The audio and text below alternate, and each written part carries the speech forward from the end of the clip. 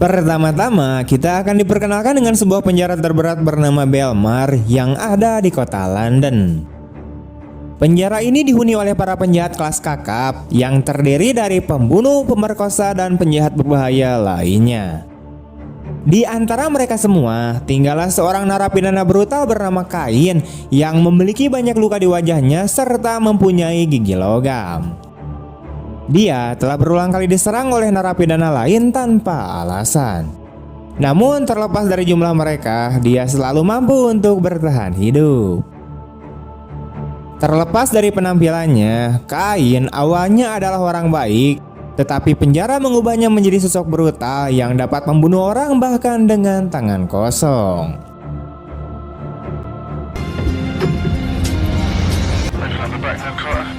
Copy that. Pada suatu hari, Kain dibawa ke rumah sakit untuk mengunjungi ibunya yang sedang sakit dengan dikawal oleh tim keamanan tinggi. Ketika dia sampai di tempat tidur ibunya, dia menyadari bahwa ibunya baru saja meninggal dunia, dan jika dia tiba sedikit lebih awal, Kain mungkin memiliki kesempatan untuk mengucapkan selamat tinggal pada ibunya. Terlepas dari kesedihannya yang mendalam, Kain tidak menunjukkan apapun di raut wajahnya, dan dia tampaknya telah belajar untuk menekan emosinya di penjara. Setelah menghabiskan saat-saat terakhir bersama ibunya, kemudian di dalam lift, dia mengejutkan para penjaga dan secara tak terduga mulai menghajar mereka. Setelah melumpuhkan para penjaga, Kain kemudian berhasil melarikan diri. Dalam adegan berikutnya, Kain terlihat mencoba memasuki sebuah bar pribadi, tetapi dihentikan oleh para penjaga. Setelah beberapa kali baku hantam, Kain dapat dengan mudah menjatuhkan mereka dan masuk ke dalam bar. Selama percakapan yang lancar dengan bartender yang banyak bicara namun kurang ajar bernama Bess, dia memperkenalkan dirinya sebagai anggota geng dan meminta segelas bir. Sambil nyeruput minumannya, Kain mencoba mendengarkan percakapan sekelompok orang yang duduk di sisi berlawanan dari bar. Mereka adalah anggota geng yang baru-baru ini membatasi aktivitasnya karena pembunuhan salah satu anggotanya yang bernama Rock. Tun, salah satu anggota geng yang menyaksikan pembunuhan Rock, mulai menceritakan kejadian tersebut. Dalam ceritanya, ketika mereka sedang menjual narkoba di tempat nongkrong mereka yang biasa, tiba-tiba mereka menyadari ada seseorang yang berdiri di dekat mereka dan menatap mereka dalam kegelapan malam. Saat Tun sibuk dengan pelanggan, Rock kemudian mendekatinya tanpa rasa takut dan mencoba mencari tahu apa yang diinginkan orang tersebut dan mengapa dia menatap mereka. Ketika dia tidak diberi jawaban, Rock pun menjadi marah dan mencoba meninju wajahnya. Namun tiba-tiba dia diserang dengan kapak, menyebabkan tangannya terputus dan jatuh ke tanah berlumuran darah.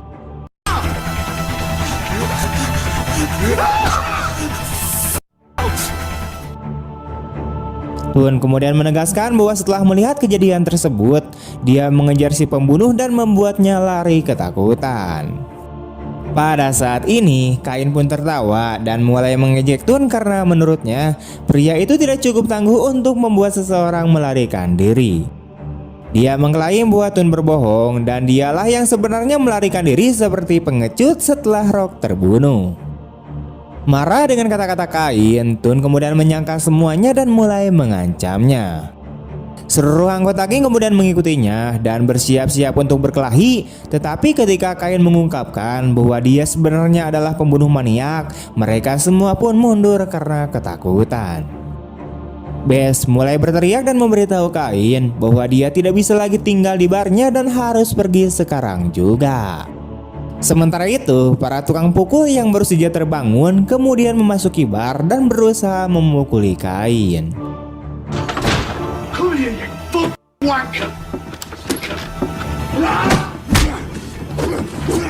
just low key, you stupid noisy.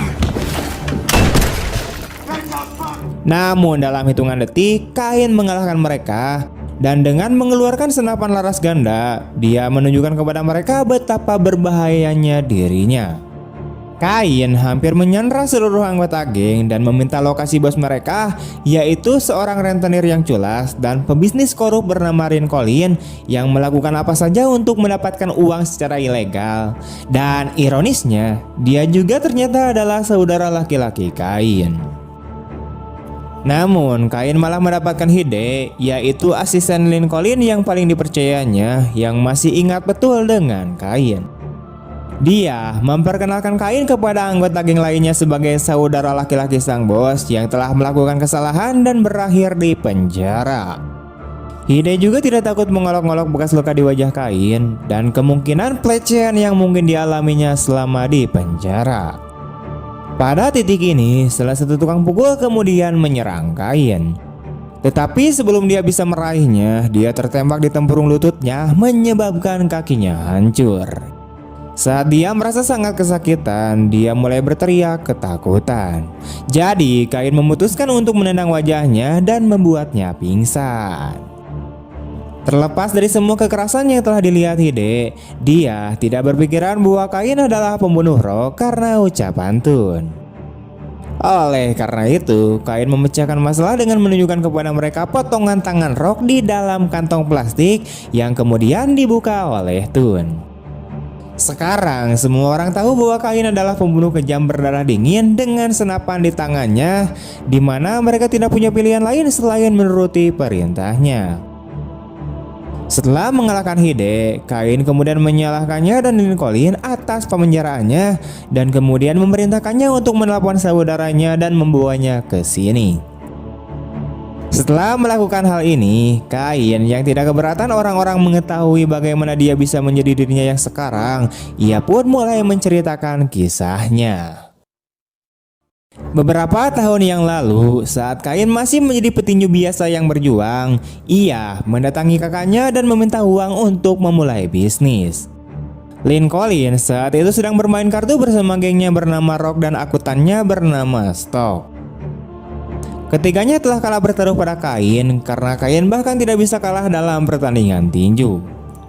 Sebelum Lincoln dapat menanggapinya, Rock kemudian memarahi Kain atas tawaran konyolnya dan kemudian menghinanya. Senada dengan Rock, Lincoln lebih memilih untuk tidak meminjamkan uangnya karena sejarah buruk Kain.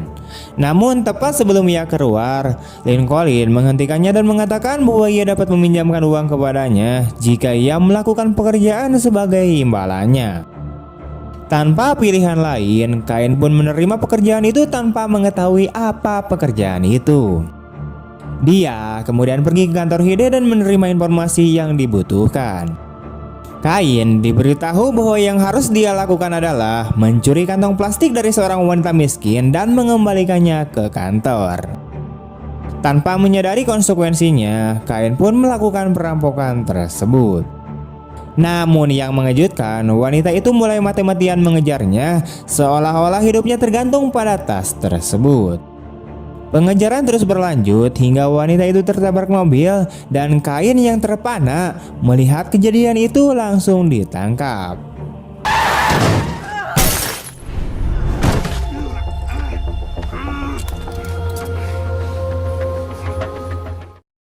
Beberapa hari kemudian, dia bertemu dengan O'Hara, yaitu seorang detektif elit yang telah menghabiskan waktu bertahun-tahun untuk mengawasi saudaranya.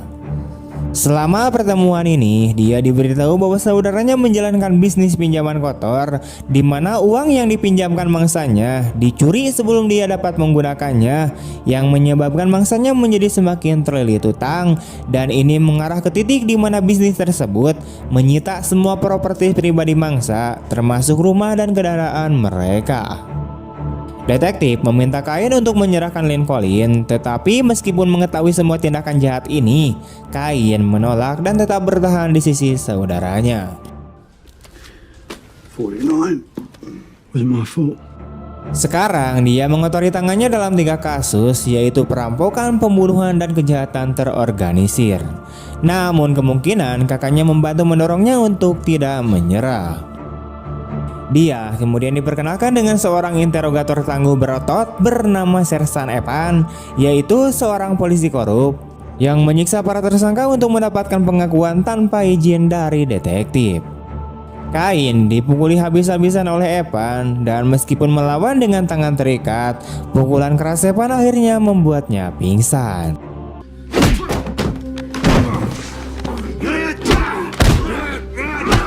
Cut behind your back.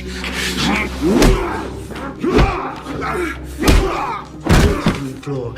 Do you know what we do to catch the piss on you? Hurt you, Kane. Dia kemudian berakhir di penjara Belmar, yang merupakan penjara terkotor dan paling kejam, dan juga dikenal sebagai penggiling daging. Tanpa catatan kriminal, ia akan menghadapi banyak tantangan di sana. Pada hari pertama, dia diserang oleh seorang pria kuat tanpa alasan, di mana Kain mencoba untuk bertahan tetapi segera menemukan dirinya dalam pertarungan besar-besaran dengan narapidana lainnya.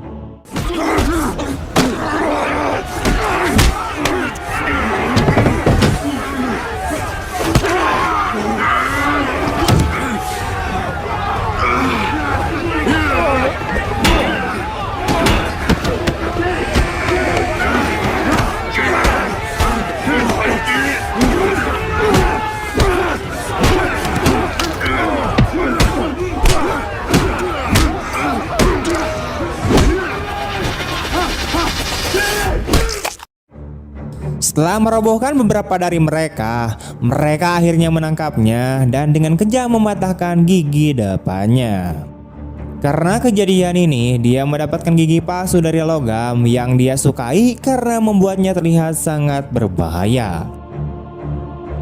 Ibunya yang masih hidup pada saat itu mengunjunginya di penjara. Nyonya Burgess memberitahu Kain bahwa Lincoln menyalahkannya atas pemenjaraannya, jadi dia tidak akan mengambil tindakan apapun. Mendengar hal ini, Kain merasa bahwa kesetiaannya kepada Lincoln tidak ada gunanya, dan bahwa saudaranya telah meninggalkannya di penjara, terlepas dari kenyataan bahwa Lincoln adalah alasan dia di penjara sejak awal.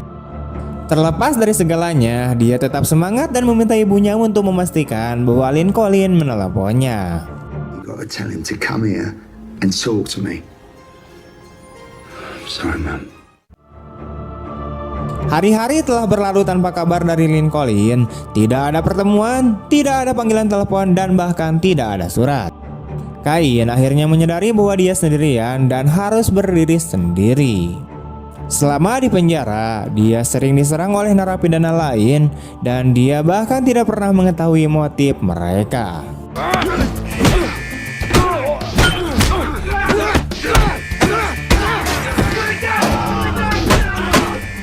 Namun, Kain tidak punya pilihan lain selain membela diri. Jadi dia memulai program fisik dan mental yang menantang untuk mempersiapkan diri menghadapi serangan yang akan datang. Pada hari biasa di halaman penjara, dia kemudian terlibat perkelahian dengan 2 tahanan lainnya. Berkat program latihannya yang sangat keras, Kain dapat dengan mudah menjatuhkan keduanya hanya dengan beberapa pukulan setelah menghajar mereka.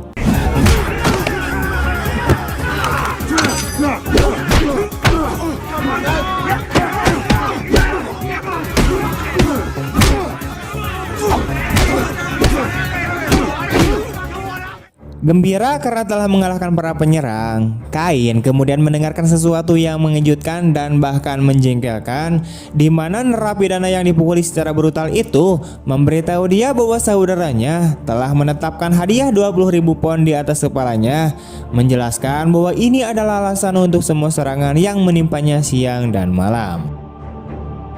Marah mendengar hal ini, dia sekarang memiliki alasan untuk hidup. Keinginan untuk membalaskan dendam kepada mereka yang telah membawa bencana ini kepadanya tidak membuatnya mudah menyerah. Hadiah uang memikat semakin banyak tahanan setiap hari. Namun motif dan kekuatan Kain meningkat seiring dengan bertambahnya jumlah mereka.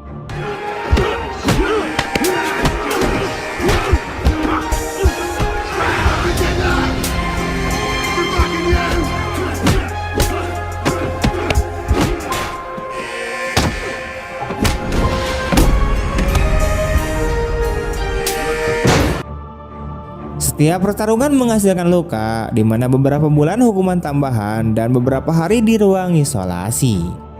Untuk bisa membunuh Kain, para tahanan menggunakan semua alat yang tersedia, termasuk cairan kimia yang mudah terbakar yang dikenal sebagai napalm, yang menyebabkan sebagian wajahnya terbakar.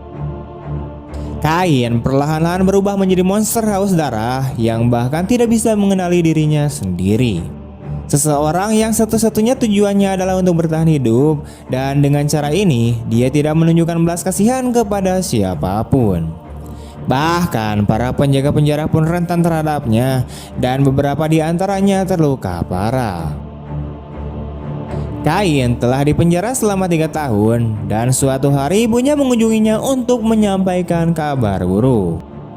Dia diberitahu bahwa dia menderita kanker pankreas dan dia tidak akan bisa menemui Kain lagi. Pingsan mendengar hal ini, Kain tidak dapat menjelaskan kepada ibunya betapa mengerikannya hal yang telah dilakukan oleh Lincoln, karena dia sekarang menjadi satu-satunya orang kepercayaan ibunya. It's the weight off my shoulders, you know. Yeah. It might be quite tough. So Waktu yang lama telah berlalu dan kondisi Nyonya Burgess semakin memburuk. Detektif O'Hara kemudian mengunjungi Kain yang sedang dirawat di rumah sakit karena salah satu konflik rutinnya.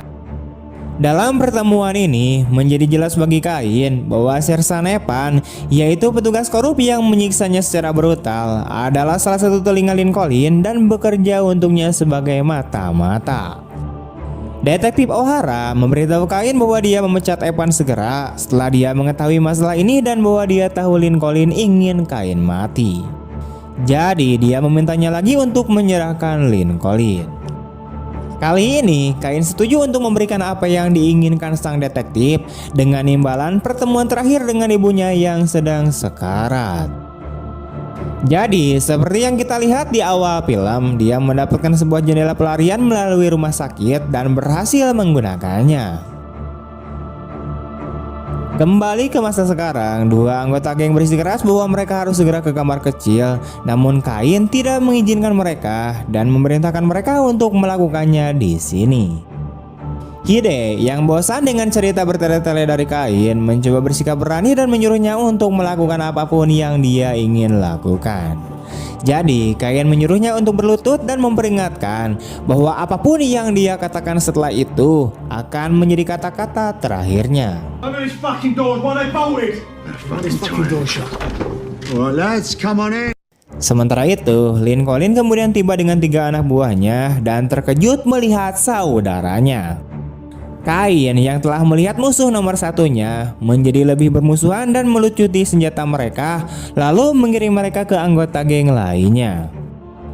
Kain hampir siap untuk membalas, namun ia menuntut penjelasan yang meyakinkan mengapa Lincoln ingin membunuhnya terlebih dahulu. Setelah melakukan drama saudara-saudara yang gagal, Lincoln akhirnya mengakui bahwa dia tidak punya pilihan selain melakukannya karena salah satu mata-matanya mengetahui bahwa Kain berencana untuk mengadukan mereka.